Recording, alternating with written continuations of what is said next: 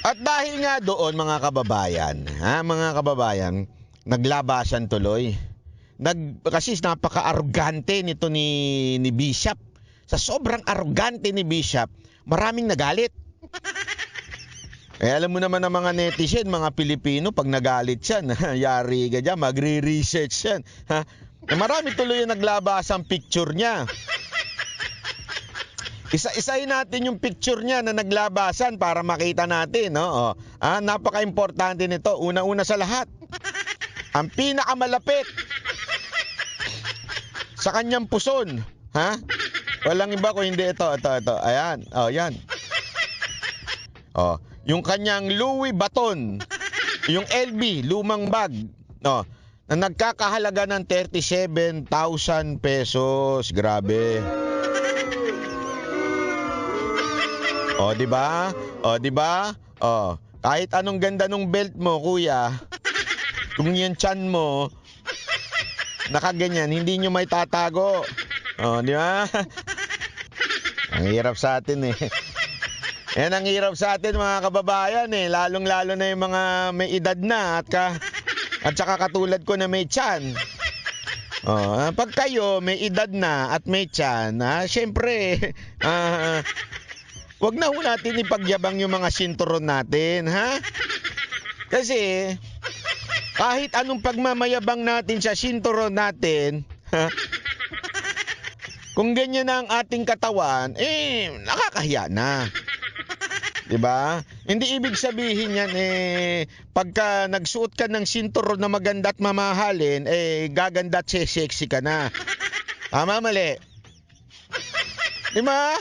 Hindi, ako. Kita nyo yung aking sinturon ko para patunayan sa inyo. Yung sinturon ko yung nabibiling tigsi 50 pesos. Alam nyo ho itong sinturon na ito? Ito, tip ko lang ho sa inyo to, ha?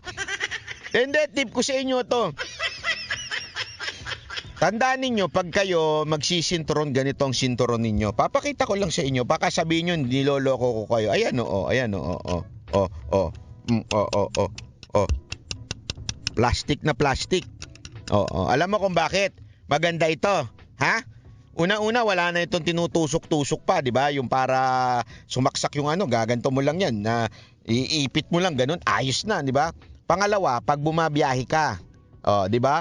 Sa pagbabiyahe ka, aeroplano ka, laging patatanggal sa'yo yung sinturon mo kasi tutunog ka pa rin. Kahit na ilapag mo na lahat ng cellphone mo, kahit na ilapag mo na lahat yung laman ng bulsa mo, pero since nakasinturon ka, tutunog yan. Tama, mali? Pero pagka ganito, sinturon mo, walang tutunog kasi plastic to, di ba? Tama, mali? Di ba? Utak lang yan, Louis Vuitton mo. Pag pumunta ka ng ibang bansa dyan, tutunog yan, sigurado. Tutunog yan. Alam mo kung anong tunog? Peke. Ay, hindi peke. Sigurado naman ako hindi peke yan. Mayaman nga yan si Bishop eh. Di ba? So, hindi peke yan. Yung kanyang Louis Vuitton, hindi ko alam kung magkano niya nabili yan, pero ang market price niyan ay 37,000. Grabe, pambira. Ang bira. Ito pa. Susunod. Dahil dyan, ito naman, yung relo niya. Ay, iba pa pala to. Yung kotse niya. Yan. Alam mo ang problema dito kay Bishop, ang hilig kasi mag-post eh. Sabi niya dito, my new baby took the place of my C63 AMG V8. This is a smaller version of 4-cylinder 301 horsepower. Not so fast but lighter and economical. Still a Benz and an AMG. Yan. Napapala mo kasi sa pagyayabang mo, sir. Di ba? Napala mo sa pagyayabang mo. Tandaan ninyo ha, ito'y isang congressman at isa itong bishop. Ang bihira, pambihira ka talaga, Congressman Bishop. Next. Ito, ang Rolex niya, ang tinatanong dito kung Sky Dweller ba yan? Magkano ang halaga? Anak ng wewe, 2 million? Grabe naman yan. Sorry ako kasi talaga, pasensya na ha. Hindi talaga ako, hindi ko nga maintindihan sa mga taong nagsusuot ng relo na ganyang kamahal. Ano ba oras dyan? Magkaiba ba tayo ng oras dito? Hindi, totoo. Magkaiba. Ito ang pinaka unang labas ng iWatch. Bakit importante itong iWatch? Kasi, ayan o. May fitness siya, may fitness. Importante sa akin yan. Para malaman ko kung tumitibok pa ba yung puso ko. Matagal nang di tumitibok mula nung iniwan ako eh. Totoo. Gago! Totoo. Sinisigurado lang natin ha. Pero, totoo naman. Di ba? Ito, ayan. Tapos nandyan yung oras at saka yung kung ano pa nandyan. At least notification, at least siguradong kahit hindi mo naririnig yung cellphone mo, manginginig yan. Biglang gaganon yan, di ba? Ang bihira ang buhay ito. Habang gumaganon yung daliri mo. Ba't pag gumanyan na daliri mo, nagbabibrate na yung, yung relo. Di ba? At least may gamit. Yung Rolex. Sige nga, ano lang meron dyan? Orasan. Nag-a-alarm ba yan? Hindi nga siguro nag-a-alarm yan eh. Tapos ang halaga 2.5 million? Ay pambihira naman di ba? Ang lupit naman yan, sir. Grabe naman po yan. Hindi naman ata makatarungan na po yung ganyang klaseng presyo. Sir, ganyan po ba ang pagkabili ninyo dyan? 2.5, 65,923. Grabe naman, sir. Ito pa. Not one, but twice. Thrice and 4 times. Ito naman, Rolex Blue Submariner. Grabe, Submariner 2.7? Ay, grabe. Ano ba yan? Gago! Grabe naman yan. 2.7. Motor na yan Pambira. Ay, grabe naman yun. 2.7. Ulitin nga natin yun. Ano ba yun? Nasaan na yun? Nawala. Wait. Ayan Ay, hindi. Ito. Grabe 2 point naku. 1,000. Hindi. Seryoso, 2 point. Sorry grabe naman yan. 2.7. Ang lupit. Ito pa. Hindi lang isang sasakyan meron si sir. Meron pa siyang Cadillac. Cadillac nice to be casual once in a while. Knock doon tutsang kalabaw, sir. Para bagang ang dating ito yung simple kong sasakyan. Humanly depending on my bulletproof Escalade. Escalade pala. But totally dependent on my Lord. Wow. Dependent on my Lord pero bulletproof ang Escalade. Ginamit mo pa si Lord talaga. Ay, grabe naman. Alam mo, sabi nga nila, sabi nila, dalawang klase lang ng tao. Mga nagpapagamit kay Lord o yung nanggagamit kay Lord. Yun ang tanong. Sige nga pakisagot nga po ako dyan sa baba. Dalawa lang po ng klase ng tao meron sa mundo na ito. Nagpapagamit kay Lord, ibig sabihin you surrendered your life to the Lord and you are allowing Him to use you for His purpose, for the mission, for your or the second thing, ikaw ang nanggagamit sa Lord para sa sarili mong kapakanan. All throughout, meron ako i-reveal sa inyo mamaya. Matindi yung i-reveal natin. At dito talagang magugulat kayo. Bakit? Ito yung isang bagay na ngayon nyo lang maririnig. Pero maniwala kayo sa akin. Malupit ito. Abangan nyo, ha? Ito pa, Magkano ba yung Cadillac na yan? Ay, grabe naman.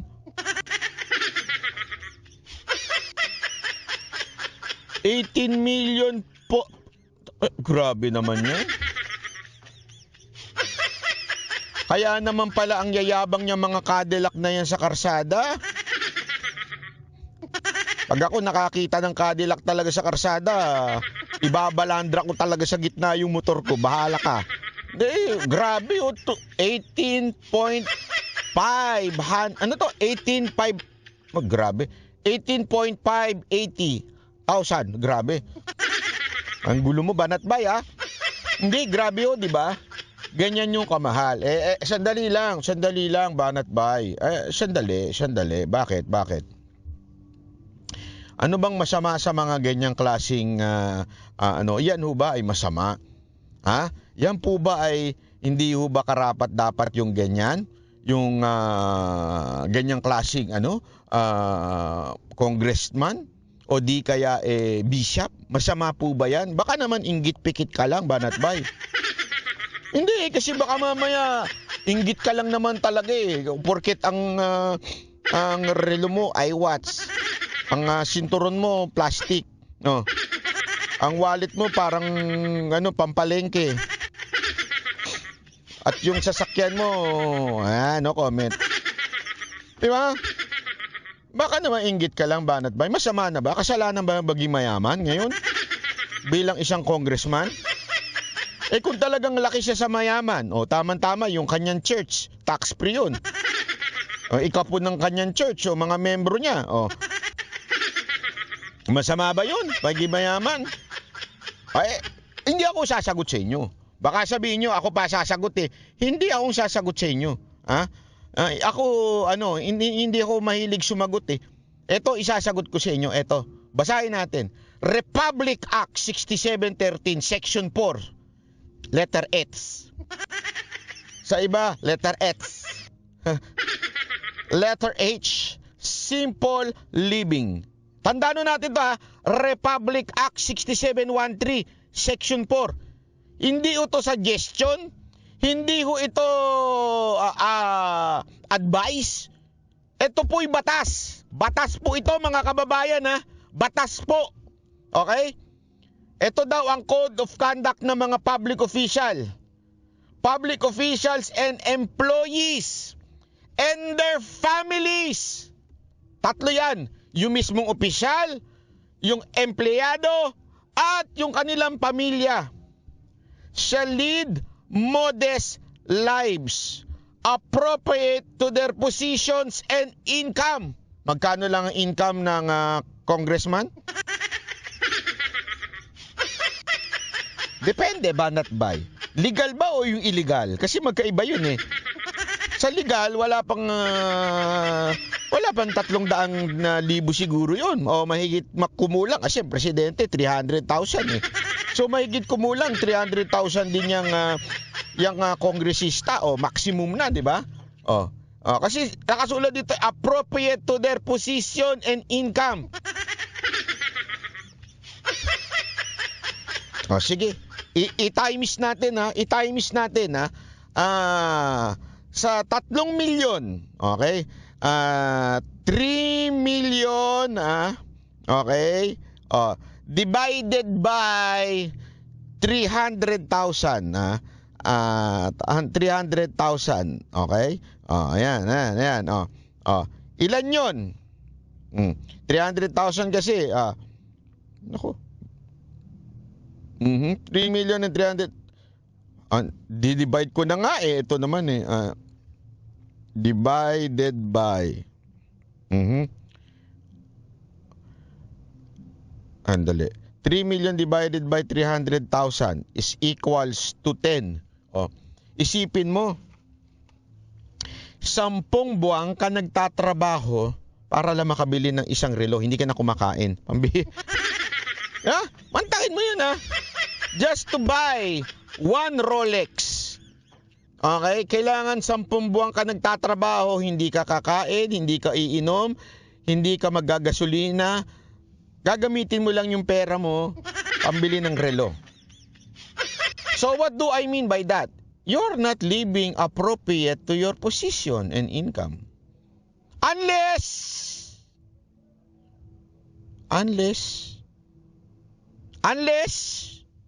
merong iba pang pinanggagalingang pera, hindi lamang sa sahod mo.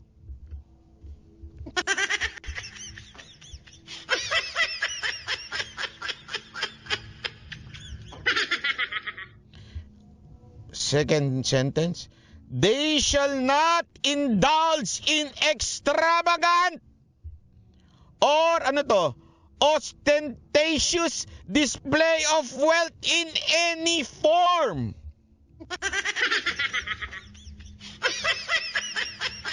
Sagutin niyo ako, mga kababayan. Sagutin niyo ako. Ako, nagtatanong lang ako ng maigi dito, ha? Nagtatanong lang ako baka sabihin niyo ko eh. Oh, eto. Anong tawag mo diyan? Kayo ho sumagot, ha? Kayo ho sumagot, hindi po ako. Oh. Yan po ba ay extravagant or ostentatious? Ano ba ibig sabihin ng ostentatious? Oy Siri. Ano nga? Wait. Ostentatious. Ayan o. Ang ano ibig sabihin nun? Ibig sabihin nun, sa dictionary ni Google, ay characterized by vulgar or pretentious display. Naku, kahit nga pretentious lang eh. Ayaw ng batas. Designate to impress or attract notice. Ibig sabihin daw, hindi ka dapat makaka-attract ng notice o magpapa-impress with your wealth bilang isang public officials. Tanungin ko kayo, mga kababayan, ang pagsuot ba ng sinturon ng Louis Vuitton, yan po ba extravagant? Comment nyo sa baba, yes or no. Yan po ba ay ostentatious? Ibig sabihin, nagdi-display ka ng iyong pagiging nagpapa-impress ka? Comment nyo lang sa baba. Sige ho, comment nyo. Again this is not a question of if you can buy or you cannot buy. Kasi marami nagsasabi dyan, nung nag-post ako sa isang senador sabi nila, kasi yung relo niya 2 million mahigit din Tapos ang sagot nung pinost ko yun, sabi nung iba, mayaman naman talaga yung pamilya na yan Mga kababayan, ladies and gentlemen, it is not a question of if you are rich or not. It is not illegal to be rich. It is not a criminal to be rich. But the Republic Act 6713 Section 4 letter X says, do not display, do not be extravagant or ostentatious. Yan po ay hindi suwestyon. Yan po ay batas. Now answer me. Is this a extravagant or ostentatious display of wealth? Napakahirap naman banggitin itong ostentatious, pati yun sosyal second question. Ayan, tanungin ko kayo, hindi naman masama, hindi naman krimen ang magmay-ari ng Mercedes-Benz. Lalo na kung sinasakay mo dyan magandang kababaihan. Hindi naman po illegal yon. Basta hindi mo lang tsutsuksakin. Kasi kung may asawa ka, masama yon. Pero kung hindi naman, wala ka naman asawa, walang problema. No. Pero gayon pa man, ano sabi sa Republic Act 6713 Section 4? They shall not indulge in extravagant or ostentatious display of wealth. Tanong, is this extravagant and is this a display of wealth in any form? Mga kababayan, nakasulat po dyan, in any form. Eto, sige ho. Yan po ba ay extravagant or ostentatious display of wealth in any form? Kayo sumagot, hindi ho ako. Kayo. Eto pa, isa pang relo. Rolex uli. Is this being extravagant or ostentatious display of wealth in any form? Sagot, yes or no. Eto pa, pagpo-post nito.